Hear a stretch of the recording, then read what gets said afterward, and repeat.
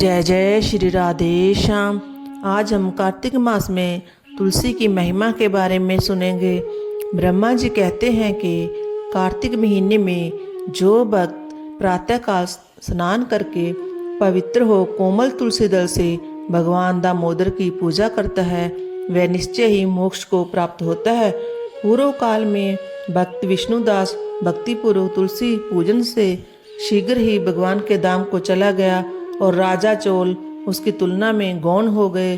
तुलसी से भगवान की पूजा पाप का नाश और पुण्य की वृद्धि करने वाली है। अपनी लगाई हुई तुलसी जितना ही अपने मूल का विस्तार करती है उतने ही सहस्त्र युगों तक मनुष्य ब्रह्मलोक में प्रतिनिष्ठ रहता है। यदि कोई तुलसी संयुक्त जल में स्नान करता है तो वह पाप मुक्त हो आनंद का अनुभव करता है। जिसके घर में तुलसी का पौधा विद्यमान है उसका घर तीर्थ के समान है, वहाँ यमराज के दूत नहीं जाते। जो मनुष्य तुलसी काष्ठ संयुक्त गंध धारण करता है क्रियामान पाप उसके शरीर का स्पर्श नहीं करते। जहाँ तुलसी वन की छाया है वहाँ पर पितरों की तृप्ति के लिए श्राद्ध करना चाहिए। जिसके कान में मुख में और मस्तक पर तुलसी का पत्ता दिखाई देता है उसके ऊपर यमराज दृष्टि नहीं डाल सकते। प्राचीन काल में हरिमेधा और सुमेधा नामक दो ब्राह्मण थे।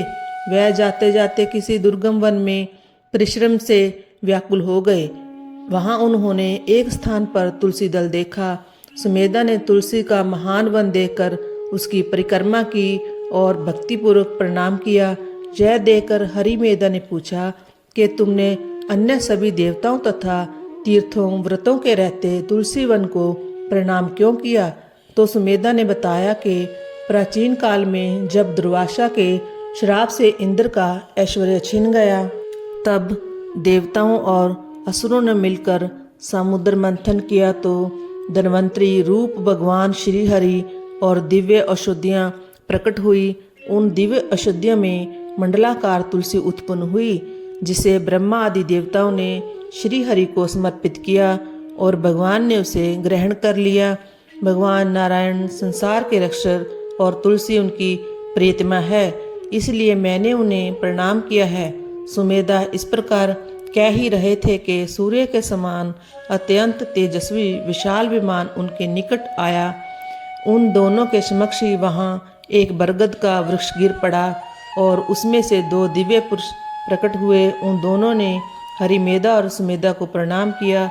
तब दोनों ब्राह्मणों ने उनसे पूछा कि आप कौन हैं? तब उनमें से जो खड़ा था वह बोला, मेरा नाम आस्तिक है। एक दिन मैं नंदनवन में पर्वत पर क्रीड़ा करने गया था तो देवांगनाओं ने मेरे साथ इच्छा अनुसार विहार किया। उस समय उन युवतियों के हार के मोती टूटकर तपस्या करते हुए लोमिश ऋषि के ऊपर गिर पड़े। यह देखकर मुनि को क्रोध आया।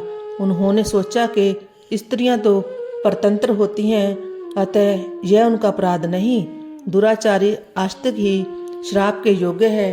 ऐसा सोचकर उन्होंने मुझे शापित किया। अरे तुम ब्रह्म राक्षस होकर बरगद के पेड़ पर निवास कर। जब मैंने विनती से उन्हें प्रसन्न किया तो उन्होंने श्राप से मुक्ति की विधि सुनिश्चित कर दी कि जब तुम किसी ब्राह्मण के मुख से तुलसी दल की महिमा सुनेगा तो तत्काल तुझे उत्तम मोक्ष प्राप्त होगा। इस प्रकार मुक्ति का श्राप पाकर मैं चिरकाल से इस वट वृक्ष पर निवास करता था। आज दैववश आपके दर्शन से मेरा छुटकारा हुआ है। फिर वे दोनों श्रेष्ठ ब्राह्मण परस्पर पुण्यमयी तुलसी की प्रशंसा करते हुए तीर्थ यात्रा को चल दिए। इसलिए भगवान विष्णु को प्रसन्नता देने वाले इस कार्तिक मास में तुलसी की पूजा अवश्य करनी चाहिए। जय जय तुलसी मैया।